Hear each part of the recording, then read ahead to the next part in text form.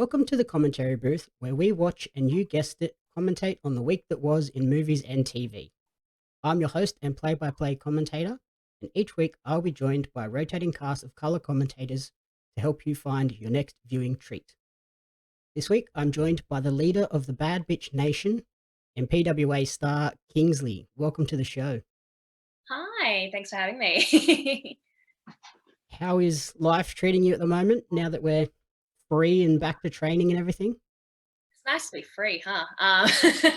After how long we've been stuck indoors. But yeah, no, it's really good to see people, and it's good to get back into the swing of things, the training and wrestling in general, and people in general. So yeah, how are you? Yeah, pretty good. It's nice to be free and in the middle of a house move, so that's not ideal, but we're getting there. So for sort of everybody that might not know who you are, who is Kingsley and what are your sort of favorite movies and TV shows? Oh, cool. Okay, so I'm Kingsley. I am a professional wrestler in Pro Wrestling Australia. PWA. That's the short version of the name. Kingsley is the leader of the Bad Bitch Nation, and she runs this little group with her very loyal Uncle Jack, who has a few anger issues, but I'm there to keep him calm, but also tell him what to do and make sure things go my way. So that's me, and I also like tea. So if you get on my wrong side, I will be spilling the tea quite literally on your face. So, and that's me. And my favorite TV shows and movies, look, I go from a whole range. My ultimate favorite is The Crow. That's my favorite movie. But currently, I've been watching a lot of like murder mysteries. So I've been really into Only Murders in the Building and keeping up with the show You as well. And yeah, so that's me. Some very interesting picks there. I probably would never have selected The Crow as your favorite movie. Oh, you know what? Kingsley's a little emo. So, so growing up, I really liked the graphic novel and being artistic. I was really drawn to like that style. So I was drawn to that graphic novel, and then obviously the movie being connected to that. So yeah, it's just I don't know. I'm kind of drawn to gothic that gothic type style of things. So yeah, The Crow is very emotional. It's a love story with a bit of a murder. So I don't know. It's a cool movie. So yeah. Kind of pretty topical at the moment with what has recently happened over in the States with the filming. Yeah. You'd think people would learn, but like it's such a sad situation, honestly. Like I don't think like Baldwin should be at fault No. for what happened, but like there should be some sort of accountability in terms of who's responsible for the equipment, I guess, that was used. So yeah, it's very sad. That's very sad. It's obviously very reminiscent of what happened to Brandon Lee himself in shooting that movie. So yeah. Yeah, that was my first thought as soon as the Baldwin Mm. stuff popped. I was like, how is this happening again? Like we already Again, did something like this with The Crow. What's going on? yeah, it's crazy, but like my heart goes out to that family. It's really sad, and hopefully it brings awareness to safety in that department, and that never happens again. So yeah. And sort of on that sort of safety front, you're now obviously back at wrestling training and back into that. How's that been going? Yeah, it looked. I think the lockdown was a blessing in disguise because I was rehabbing my knee that whole time. I got the clear a couple months ago. That's why I was on the last few shows before lockdown happened. But it was still good to actually have that break and actually focus on it.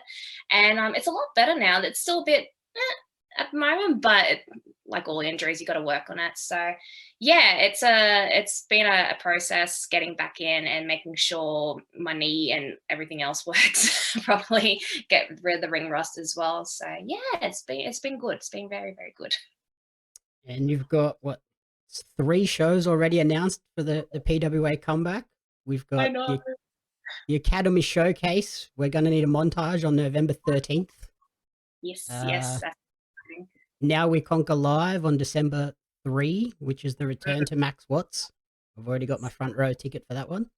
Yay! And Don Marnell's Pro Wrestling Beer Bash on, when is that one? December 11th.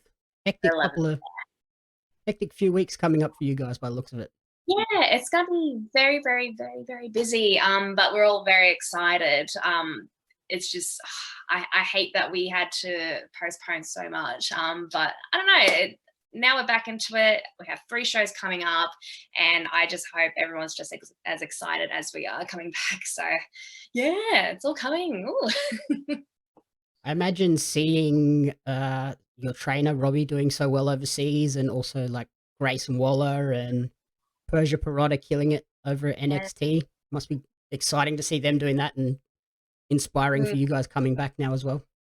Oh yeah, absolutely. Like I cried when Robbie won the belt, and now he's won the tag belts as well. It's really crazy. And you see to our friends, yeah, just on NXT live TV and everything. It's just such a huge inspiration just seeing where they've come from and where they are at now. So yeah, we keep in touch with them as much as we can. So it's not like we've lost contact. They're always checking in and making sure that we're doing well, and so are we with them. So yeah, we're very, very happy. We're all in a very happy state at the moment for everybody. So yeah, like what a couple of months it's been for Robbie. IWGP Junior Heavyweight Champion, and now Junior Heavyweight Tag Team Champion. First man to win a title in New Japan, and now he suddenly has 2. Yeah, suddenly. Like, but it's not random or anything. He works so hard. He's just such an incredible talent, and he's such a good representation of Australian wrestling. So yeah, it's just really good. I'm just lost for words for him, because he absolutely deserves all this, all the credit, all the titles.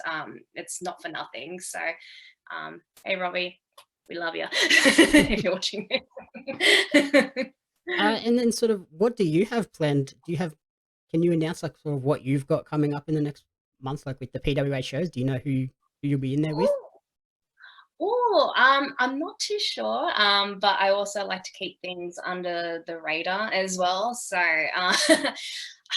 yeah, it's going to be very, very fun. I think Uncle Jack and I have a lot of fun ideas in store. So it's definitely not going to be too emotional and aggro like last year. I think we're going to have some really fun ideas coming your way. So just working on that niece and uncle dynamic and what we can bring to the table, just bring that family dynamic, I guess, into the show. So yeah, we got that. And then I guess we're also looking into like next year, like what we can do overseas. So I do want to travel at some point, possibly do Shimmer, if that's still happening. So yeah, I'm assuming it would be around WrestleMania time. Yeah, so that's also in the works as well, just getting some sort of some reps overseas. Yeah. Gunning for the PWA tag titles, I guess. Maybe. I mean, look, I would love Aussie Open to come home at some point with them, so bring them back. But we'll see. We'll see what happens with that. But yeah, it would be nice to do a little title run, even for the PWWA title. That would be really cool as well. So I don't know. We've got opportunities. We'll just see how things go. So I'm just more focused on actually just getting back in the ring and taking it show by show, day by day. So yeah. Yep. And yeah, I guess there's lots of opportunities around Australia now. We've seen lots of companies coming up. Yeah, it's actually really cool. I think Renegades came up, popped up in Melbourne, so it's really cool to see more opportunities as well in different states. Yeah, so it's more variety, I guess, because we're not all the same wrestling fan. We all have different tastes in wrestling, so it's nice to have different avenues for different types of demographics. So yeah.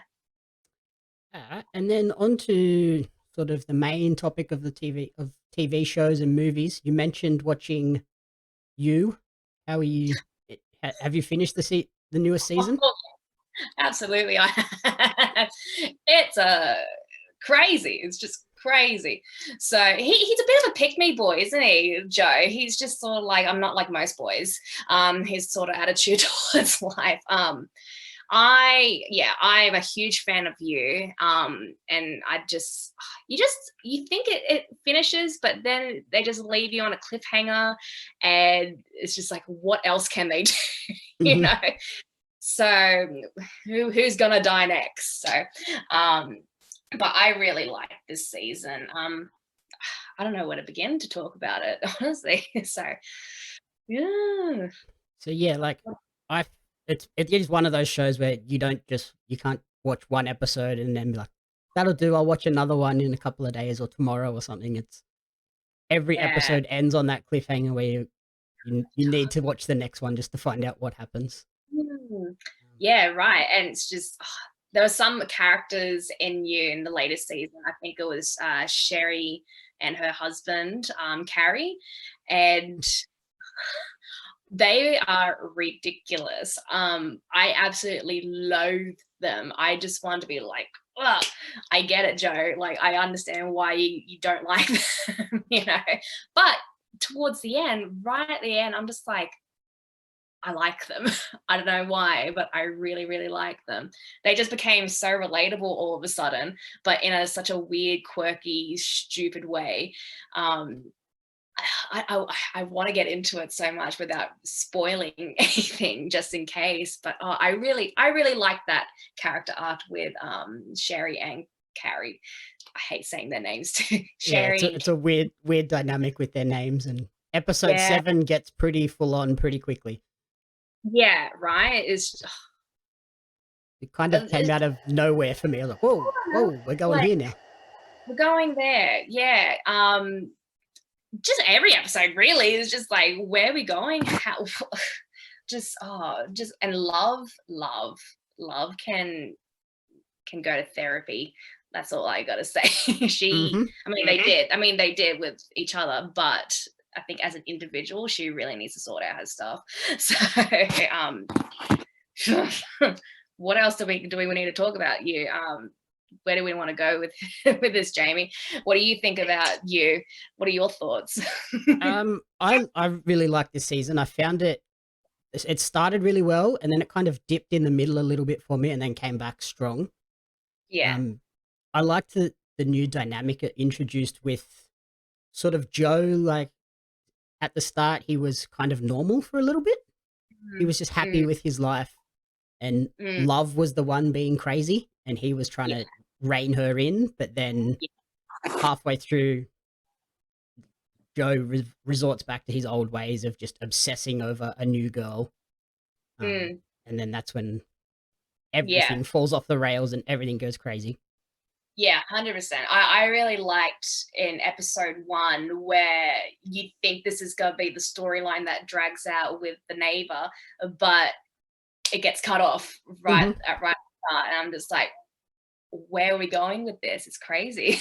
Like, where else can we go with this? And then I agree with you with Joe trying to be normal, being there for his son and being a good dad, because he didn't have like that really good childhood with his mother and the dad that he shot, I guess, so, when he was a kid. So yeah, there's a lot to unpack with Joe. He really needs a therapist, big time. So yeah, it's just, yeah, I love this show because you can unpack so much about every individual character. Everyone has their own issues, and leading into all the murders, it's just like, oh, cool, yeah, like I understand why you would murder him, but you didn't have to do that. I'm sure there are other ways of resolving your issues, Joe, or this person or that person. So yeah, yeah, interesting show, Um, very. I like sort of how it makes obviously Joe's doing horrible things and so is Love, but it kind of Mm, makes you root for them at points as well. Where you're like, no, I want you to yes. succeed in whatever this crazy plan that you have is. Yes, there was one person that Joe killed. It was Marianne's ex, and because obviously she's the new infatuation of Joe, behind Love's back, and when he just did it, I was just like, oh no, you're dead. Oh well. So sad. It's not like you deserved it or anything. Oh. Yeah, that was So like one person where I was like, yeah, that's fair enough. I don't mind no, I that was, you died. yeah, fair enough. You know what? I couldn't do it, but I'm glad someone did. Yeah, It was that like, character had like no redeeming qualities, so it was fine when he was gone. yeah, and I think, yeah, obviously that he's written that way to make you feel that sort of way towards that character. So, but yeah, he can get stuffed. He deserved to die. Good on you, Joe. And it's sort of a show that makes you realize the dangers of social media and like the need to sort of keep your certain parts of your own private life private, which is a bit Yeah, scary. yeah, I completely relate to that. That concept, especially as a female wrestler, just having so much out there about yourself is like, and then you get so many like DMs from creeps and all that, and trying to like pry into your life. So I completely understand that. Yeah, I totally agree that social media should have boundaries. So but it's, and then looking back at like what Joe does in the show, it's just like how easily he found information about the person he's so infatuated about. I'm just like, oh my god. Like even last night I was like, I went through my Facebook and I went through all my settings and all that, because I'm just like, what are people seeing, you know? And then I saw myself like my profile as what other people see on Facebook, and it's just Yep. like, you know, private. Like it's crazy. So thanks to you, the show, I guess I'm now putting my stuff more on private. Yeah, I But imagine yeah, there's a few Joes floating around in wrestling fandoms. oh, a few. And Some of them need to learn the boundaries. like I guess we've seen that in the past with some of the NXT and WWE female talents getting stuff posted to their house, or Yeah, in the yeah. case of who was it? Showed the girl that had the person show up at her house. Ah, What's her name? I I honestly I couldn't tell you, but like I just know like from other cases like Paige, who had a stalker and then they invaded her home, and then also Sonia Deville also had a That's it, home Sonia. invasion. Yeah, that's the one. Yeah, Sonia Deville, who had a home invasion. It's just, it's crazy. It's really crazy. People shouldn't do that. It's illegal. It's bad. You'll Yeah, go to jail for that. It's very not gonna, very scary. very scary. It's not gonna make us like you guys. It's gonna make us really scared of you, and that's not what you want. So yeah, you know, crazy, huh? Mm. And what did you think of the ending of season 3, setting up a potential season 4, and then it announces that it is coming? Don't get me started on that ending, okay? So there's a lot to unpack with that ending. Um, I didn't, I didn't, I wouldn't say I wasn't expecting it. I knew one of them had to see you later. So I was very sad because I really love Love. Even though she's an absolute psycho, I feel sorry for her in some cases, like losing her brother in the previous season, and just her and Joe not relating as a couple as well. But they only relate when a murder is involved, Mm, because that's their, I guess, their love language. So it's just, yeah, I don't know, and just I really like how everything connected. Like you didn't realize until the end that they were still kind of watching each other. They didn't trust each other, so they made, you know, they made means to an end to make sure, like, if this person hypothetically did this, you have a backup, and you know, it's just there's always a plan with each other. And then yeah, and just pinning it all on her, and I'm just like, oh man. I mean, you're right, but that's a bit. I feel very sad for her, but I shouldn't, because she's an absolute psycho. This is what the show does to me. Like I know they're such bad people, and they need to go to jail, but it's also like there's something human about them, especially Love. So Joe, I don't really give too much about, but him giving away his his son Henry to the neighbors is also very sad as well, for because he wanted a better life for him. I'm just like, oh man, this is just so much. Oh my god. But yeah, and just I don't know. I feel like Theo's gonna come back to maybe for a like sort of like vengeance or something for love, because he was a bit of a simp for her, let's be real. So Yep.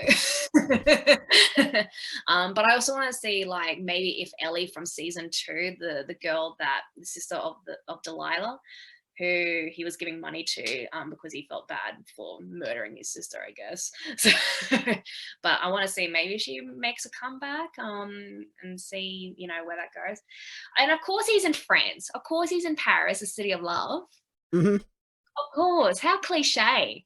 But I'm just like, but that's Joe. Like, that's such a Joe thing to do, just to go all the way to another country. And of course, in the city of love, in hopes of finding love. So, Yep. so yeah. I saw an Not sure. article where a bunch of people on Twitter are now calling for Netflix to do a crossover series with you and Emily in Paris No, no. and make Oh, make her the new love infatuation no. in the new season. That would be very interesting. Very, very interesting. I saw bits and pieces of Emily in Love. It's definitely not my type of show. It's a bit corny for my liking. But hey, like I said, it's for a certain demographic. So I'm pretty sure my mom would like that show a lot. So, but yeah, that would be very, very interesting. So yeah. And like you mentioned with Joe and Love not trusting each other, like they even tease that at the very beginning with the keys for their little glass safe thing that Yeah. has no payoff until the final episode, and it all comes back. And I was like, oh, that's such good writing to have that little subtle Good. thing at the beginning and just completely not reference it again until the very end. It's so good. I completely forgot about it until Sherry and Carrie were in the glass cube thing, and I'm just like, oh, there's a key in here. They need to find the key. Like, just rummage, please. Eat the flour if you're starving. You'll find it. Seriously, like, it's there. And then yeah, eventually she found it. So I was very happy for Sherry and Carrie, though they became my quick favorites right at the end. So Yeah, I yeah. think when you see them go through the struggles they have with each other when he accidentally shoots her and then she shoots him back, I think that's where they switched from being hated Yeah. to like I feel bad for these people now. Yeah, because obviously they live a fake life and they suddenly become human because their situation is not so Instagram pretty, and it's not picture perfect. They're literally about to die. So the human side is supposed to come out, and I'm glad it did, because seeing them have that character arc right at the end, it was very good. I wanted to root for someone, and I'm glad I was rooting for them at the end. So yeah. Okay. And then on that similar murder mystery front, you watched Only Murders in the Building? I highly recommend it. It's probably like one of the best shows I've ever seen.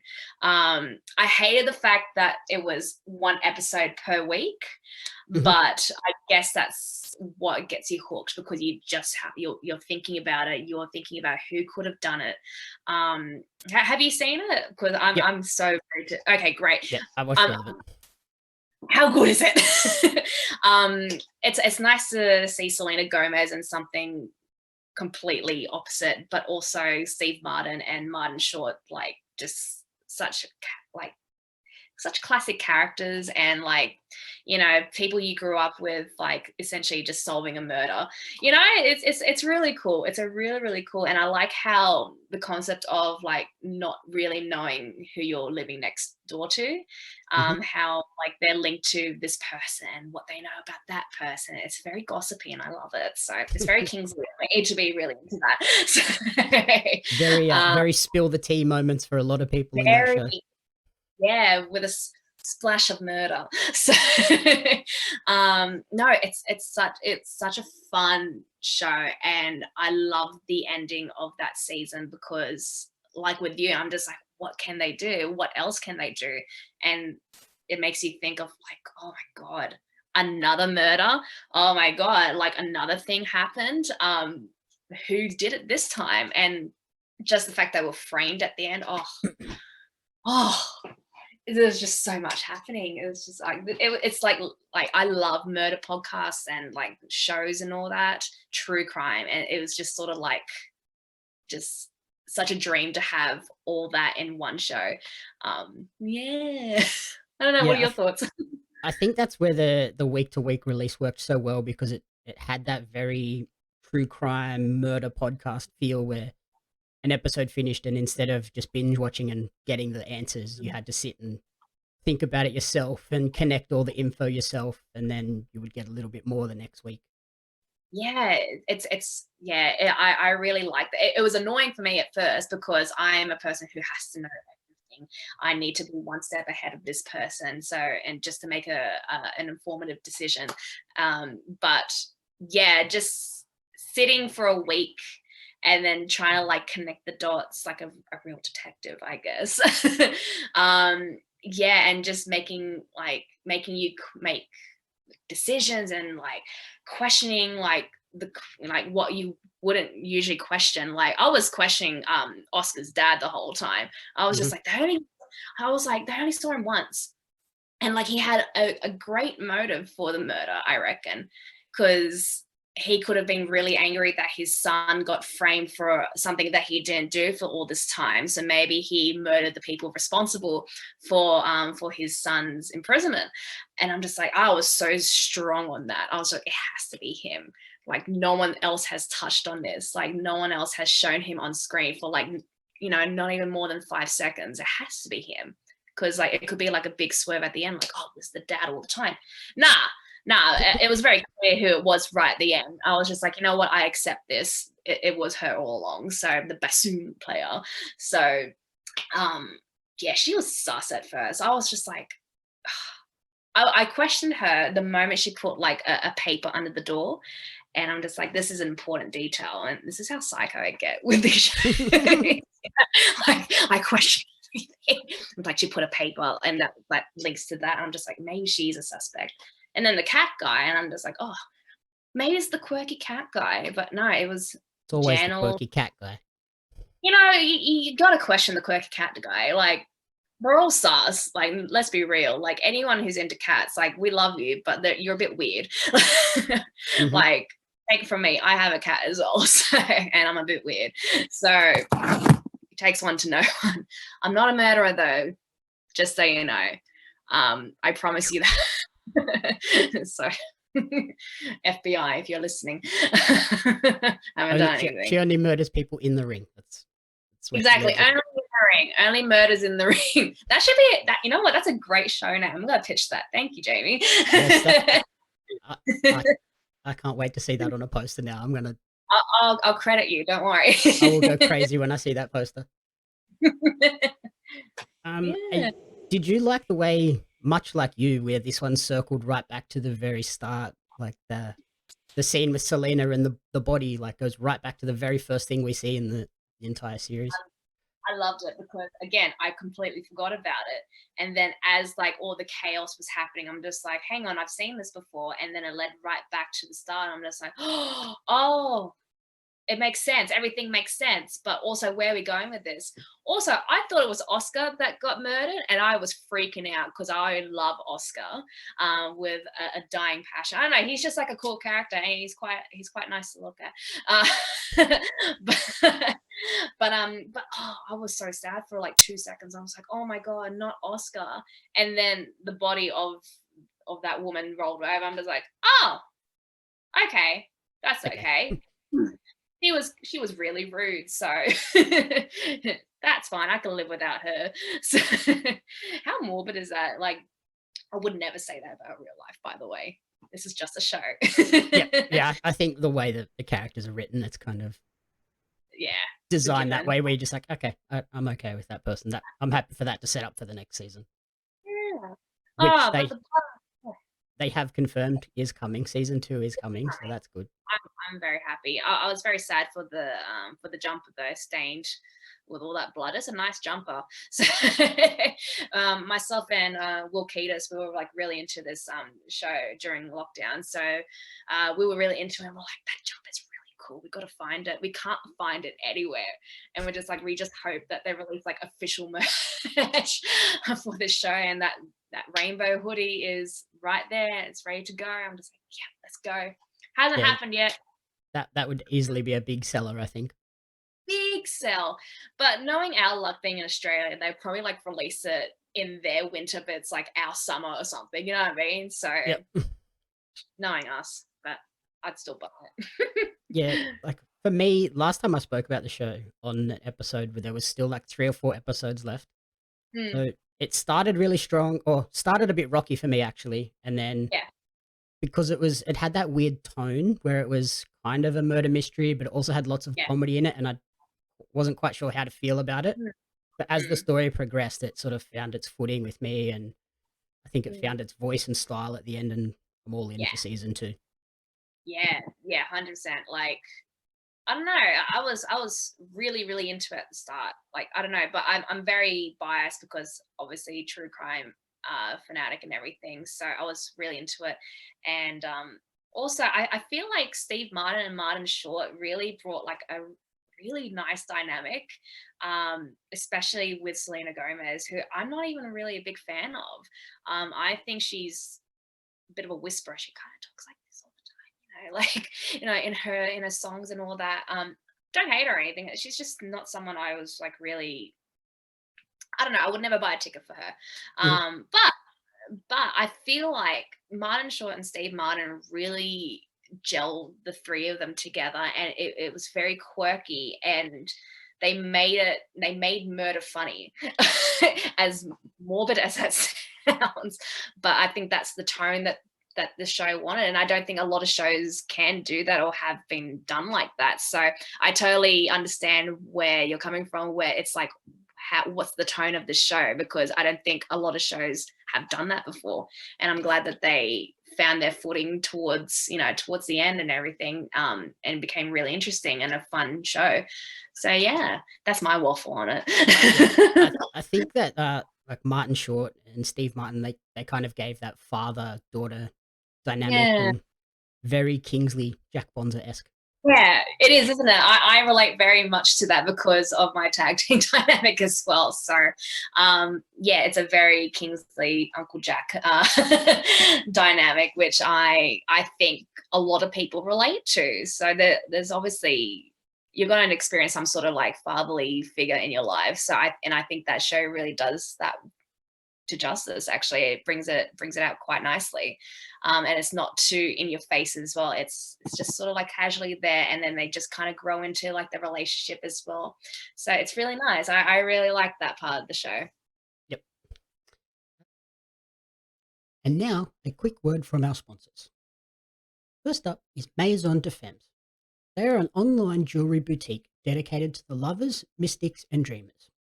They sell exquisite gold-filled jewelry that can be worn as everyday basics or stunning statement pieces. With Christmas fast approaching, a Maison de Femmes piece may be just the thing for that special someone in your life.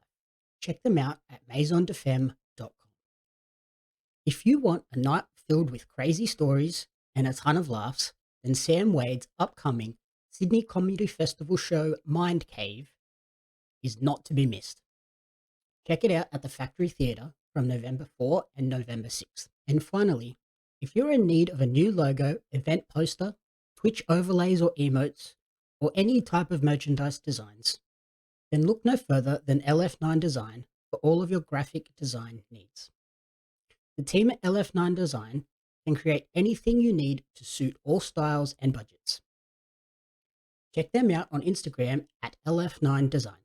And then the last one I watched a new movie on Amazon Prime last night, The Green Knight, starring Dev Oh, Patel. okay, cool. I really like Dev Patel, but I haven't seen this this movie at all. What's that about? So it's a medieval fantasy film. Mm. Dev plays Gawain, who is the nephew of King Arthur, which the movie doesn't really explain at all. It just kind of assumes that you know this. Gotta go ahead with the roll with it, It also stars Alicia Vikander and Joel Edgerton, and it's produced by A24. So that's sort of what got me in, because I love A24 films. Okay, what other films have A24 have done? They did mid-90s. What else is there? They're all like sort of slow burn, just character Mm, pieces that don't have mm. a lot of action, which I should have realized going into this one, but I thought being medieval fantasy, they'd maybe go a little bit more actiony, but they don't. It's definitely just a character piece about someone sort of trying to earn honor and become a little bit more Yeah, prestigious within the Knights of the Round Table, basically. cool. And yeah, there's really no action sequences. And like I said, it doesn't lean into the King Arthur mythology at all. It kind of just assumes you know this and just lets it run. And if you didn't know, if you didn't know that that was in there, the movie Yeah. wouldn't tell you that. You wouldn't know at all. You just be kind of Oh, like, oh, it's I don't just a fantasy story. mm. I really like fantasy stuff though, so I might put that on my watch list, but the way you described it is just like, "Oh, man, I only know bits and pieces about, King Arthur and all that, and the sword and Merlin and all that." So, Yeah, um, it's not necessary to know it, but I think they could have lent on it a bit more for sort of to get people in a little bit more than I think just calling it the Green Knight would. yeah, like, even that title, like, I wasn't expecting you to say, "Oh, yeah, King Arthur," and, like, he's a nephew of King Arthur. I'm just like, "How did that where Yep. how does that relate to anything?" So, um, but no, cool. That kind of reminds me of like the show Merlin when I was growing up as well. I think it was like a TV series, but I used to be like really into that, like watching that with my brother. Um, and then there was like also like on Channel 10 as well, another version of Merlin. So that was always there. So that's as far as I know about King Arthur Yep. and Merlin, all that. So I just know it's the dude with the sword and all that. So like Zelda was bringing the Master Sword out of the stone. So Yep. Yeah, so like in this one, Dev Patel's character sort of the Green Knight shows up to a ceremony one day and challenges any of the Knights of the Round Table Mm, to a duel, and Dev Patel's character steps up because he kind of is looking for a way to earn honor and become an honorable member of the Knights. yeah, Uh, cool. he strikes down the Green Knight, who just pulls, gets back up, headless, holds his head up, and says, "In a year, I'm coming back for you," and just rides out like totally normal. And then we I wish I skip forward a whole year, and he just Gawain decides I'm going to go to the Green Knight and sort this out, and then it's all about the journey to find the Green Knight and resolve this issue 12 months later. And like visually, it's an incredible movie. Like some of the shots are so pretty. The mm, story is very slow. Uh, mm, you really need to pay attention as well. Like there's lots of subtle hints and allusions to what's about to come forward. So yeah. needs a lot of concentration. It's not a movie that you can throw on a Friday night and sit on your phone and scroll while watching it. Yeah, no, So it definitely sounds like that. um, yeah, no, that sounds really cool. It actually, especially like cinematography wise, like in that medieval aspect, kind of reminds me of like The Witcher as well. That mhm. TV show that of the of the game, I loved it. Like I love the cinematography and like the medieval aspect to it. And also it's definitely not a show where you can sit on your phone and scroll because luckily for me I love The Witcher and I love playing that game and everything, and so I kind of knew what was happening. But if I asked someone else who wasn't interested in The Witcher, they would be like, where are we? How old is everybody? What year is this? So it just kind of like jumps everywhere. So definitely sounds very similar to The Witcher, the Netflix adaptation of The Witcher. So, but yeah, Yep. cool. Yeah, it might Wow, not be for everyone, but I think if you're into medieval fantasy stuff, it will be very yeah. interesting to you. I Excited might. for season 2 of The Witcher? Oh yeah, yeah, absolutely. Like especially with like that finale where Geralt and Ciri finally find each other. I'm just like, yes. what can we do now? What's gonna happen? She's gonna be a bad bitch, you know, she's gonna like kill everybody, you know. Yeah, I'm really excited. I'm very, very, very excited. There were a few changes in the season from like the games. Like, I'm very sorry, I haven't read the books, so I'm not that well in depth as a nerd with The Witcher, but I love the games. But they changed a few things. But I think Henry Cavill was really, really good. Mhm. I wasn't expecting him to be that good as Geralt as well. Especially because I'm so used to seeing as clean cut Superman and all Yep. that. So I thought he was really, really cool. Well, I think um, from what I've read, he's like a big game player and nerd as well. yeah, So like he's a big Witcher fan. So I think he was yeah. perfectly cast. Yeah, and no, and I love how actors who are absolutely interested in what they're casted in, and they just dive in because they're so like invested in like their hobbies as like a gamer or whatever. I think it works so well. So I think, yeah, you're completely right. He was like superbly casted for The Witcher. I saw him build like a computer from scratch. Hmm. Like, I'm just like, who are you? Like, Yeah, who he is doesn't this look person? like the person that could build his own computer at all. No, no, he really doesn't. So it's very attractive, I gotta say. But yeah, no, I'm very excited for season 2 and what they do with it. And I keep calling the bard Dandelion because in the game he's Dandelion, but I can't remember his name in the show because they completely changed it. But I'm ready for more bangers from here. Yeah, Chelsea some of those Pine's songs were great. so good, so because like in other movies, like I know like it was just sort of like a throwaway thing or like a sort of like background like bard music. Also very into bard music, like there's like bard versions of like popular songs on YouTube, great for like studying or like doing work in the background. Sidetracked, very sorry, but keep that in your head, it's very Interesting. good. Very interesting. But like in other movies, like medieval movies, like they kind of just had it like in the background as like just a tune.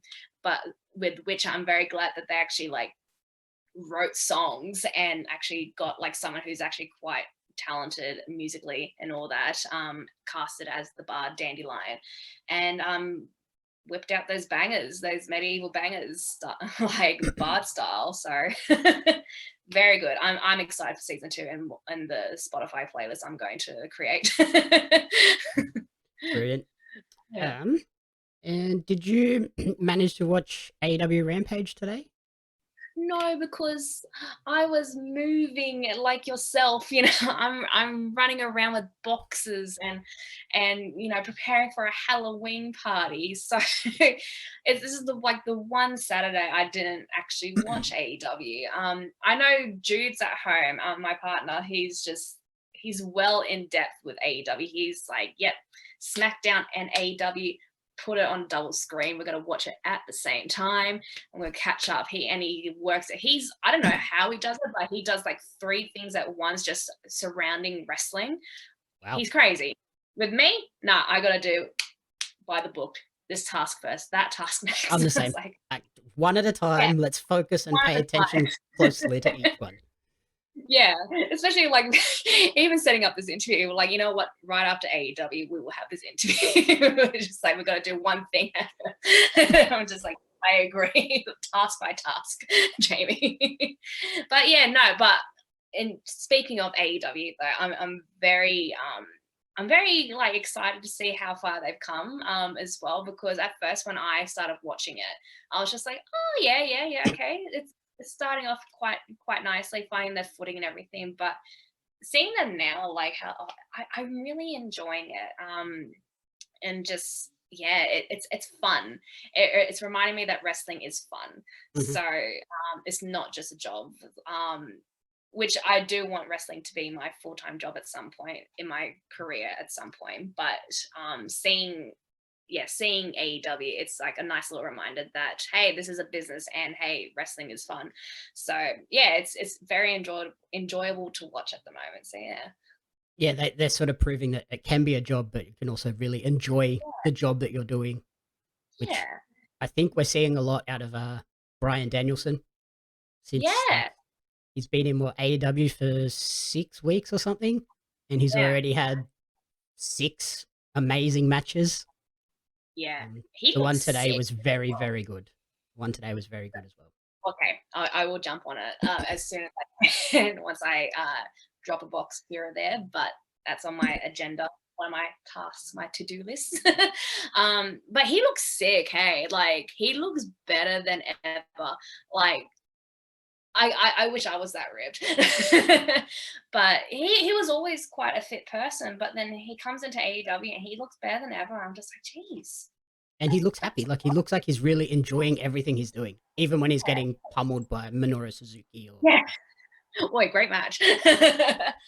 But yeah, no, it's nice to see people happy doing what they love doing. So um, like wrestling's hard. Wrestling is such a hard industry. I haven't even been in it for more than 5 years already, and it's just like we know how hard it can get. So it's nice to see that there's the enjoyable aspect out there on mainstream TV. So because yeah, it does get hard. It does get frustrating at times because we don't have the platform, we don't have the money, we don't have this and that to make the product, as good as that or something like that. You know what I mean? Like we have those thoughts.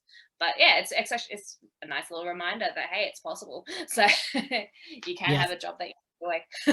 I tweeted during the show, I think Bryan Danielson has had more incredible matches in the last 6 weeks than he had in the last 5 years. It's just crazy how good his matches have been. This just shows if you give a talented wrestler freedom to go out there and just wrestle, they can put on amazing content. Yeah, right. I absolutely agree. So, like I said, wrestling is supposed to be fun. So, and whatever comes with it, the money and all that is all secondary to me. So, it's nice to see people enjoy themselves in wrestling. So, yeah. And what do you think of the TBS championship and how they're presenting the women's division in AEW recently? Look, yeah. So the women's division, I mean, I don't hate it, but I there's a lot of strong talents in there. I think Britt Baker and Tay Conti are very standout to me. And like I said, with AEW, like they were finding the footing, and I think like as of recently, like lately, I feel like especially with like the women's division, I think they're getting stronger, especially with people like Britt Baker and Tay Conti. So yeah, I'm very excited to see where they go with it. But yeah, I can't hate wrestling, like a lot of people, there's a lot of opinions on the women's division, but as a female myself, I don't hate it because AEW is still very new as well, and they're still working it out. And I feel like they're one of the only few companies who are trying things differently and trying to experiment and trying to give a platform to their talent. So I'm very excited to see where the girls go. I honestly want Tay Conti to win the championship. So I think she's so cool. So myself and Frankie B make this joke all the time, like, oh, me and Frankie B had a child, it would look like it would look like Tay Conti, but like real Jack. Yeah, right. But yeah, no, she's really, really, really cool. Penelope Ford's, I can go on. Like, there's so many cool girls there.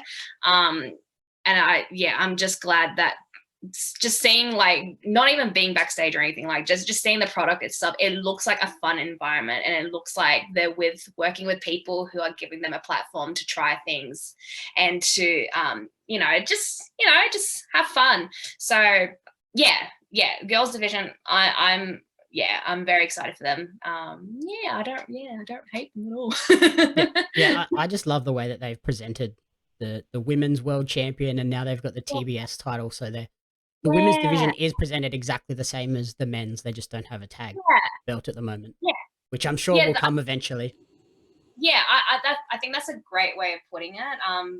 From all the waffle I just said, like that's the best way to put it. I would love to see some tag titles, because why not? Because everyone else is doing it, so let's just. And they've definitely got the ladies there to do it. They do. They absolutely do. It's not like they're short of talent. Oh no. So it would be nice. I reckon even like Tay Conti or Anna Jay as a tag Mhm. tag team for a hypothetical women's division tag title. So yeah, I think that they stand out as a tag team potentially for a title run if that ever happens. So yeah. I So think my other idea would be if they're going to introduce trios titles, which has been heavily rumored, maybe have that so it can be a mixed group. So it could be two guys and a girl or two girls and a guy, and just let it be yeah, really free and open that way. yeah, that'll be really cool. That actually reminds me of like Chikara and all that. And their trios tournament with the Lions Cup and all that. So yeah, that would be really really cool to see because you don't see that often on TV ever. Mhm. Like I can't even think of anyone else who's doing that. You know, as like a trios title or whatever. So I'm all for it. I hope it happens. Oh my god, do you understand? Like there's so many opportunities with that kind of stuff. And you can try so many things and so many storylines. It's getting more people involved in that kind of stuff. Like, oh, I love it. It's really cool. So I hope that's something that does happen. Anything that opens up opportunities for more people, it's great. So yeah. Yeah, PWA's been really ahead of the curve on that one, I think, where Mm, the ladies and yeah. the men are all treated exactly the same. Yeah, like it's really cool. I think it was a very good move, changing the PWWA championship to like an intergender championship. Because like why can't we? Why shouldn't we? You know, wrestle a guy. We do it all the time. So what's the point in having a women's division title when we're all one division?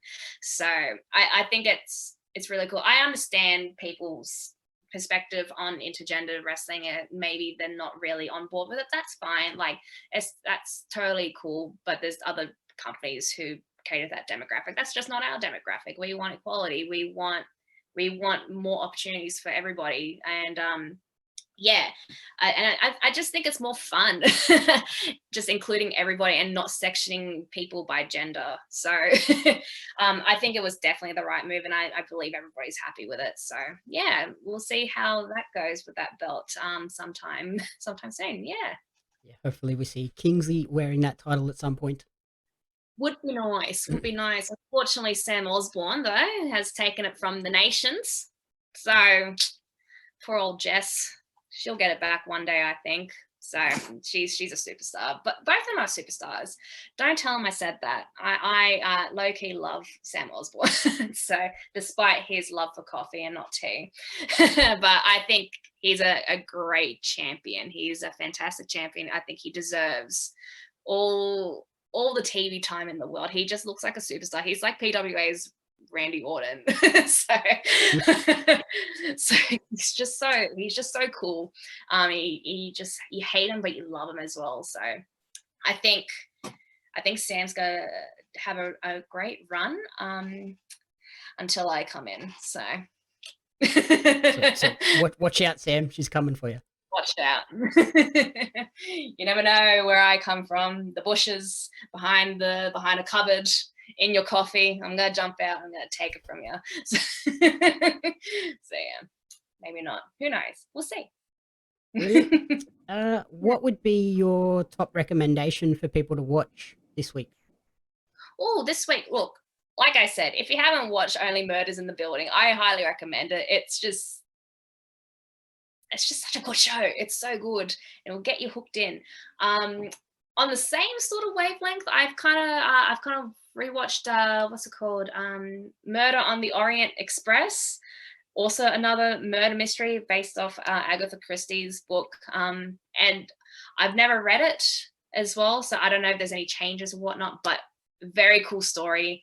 Very like, who did it? So very Cluedo, if you ever played that board game. And yeah, and if you want to go even further back, I really like the show Freaks and Geeks. I was heavily into that when I was in high school, and going back on it, it's so nostalgic. Have you ever watched it, Jamie, at all? No, that's one that I haven't watched. Yeah, look, it's just like this girl in high school. She's like a nerd, mathlete kind of type student, and yeah, she kind of goes through a life moment in her family where she goes, you know what, I'm gonna hang out with the freaks, and then she just kind of like switches up all her friends, and she's trying to find herself and her personality and who she is as an adolescent in high school. So it's a very coming of age. There's like what's his name? Seth Rogen's in it. Well, James Franco's in it. I'm not a fan of him, but he's in it too. And the girl who plays Velma, Linda Cardinelli, she's the main character. So yeah, you got a few like all-star cast members in there. So it's a good show. I think that's an easy show to get into, and it's very high school. So I love high school like shows and movies and all that. So that's another one you can have a check out. So yeah. All right, perfect. For me, it's the season 3 of You. I think it's just as good as the first two and sets up a very exciting 4th season by the looks of things. Yeah, I agree. Watch it. If you haven't, you're missing out. So yeah, cool. Perfect. Thank you everyone for listening and watching the commentary booth. If you enjoyed the show, please remember to rate, review, and subscribe on podcast services, YouTube, and on Twitch. You can follow Kingsley on Instagram at Kingsley_PW. Yes.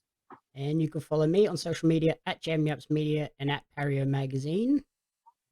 The commentary booth is a fan-funded production of JamMeUps Media. You can support the podcast alongside our magazine at Pario Magazine on Patreon at patreon.com/JamMeUps Media. The following people supported at the community support group level or above, and you cannot fathom how incredibly appreciative we are for their support: Blake Robinson, Brian and June Hart, Courtney Paulson, Jackson Carr, and Tracy Apps. Thank you for coming on the show, Kingsley, and good luck with the move and the return to the ring. Oh, thank you so much for having me. This was very fun.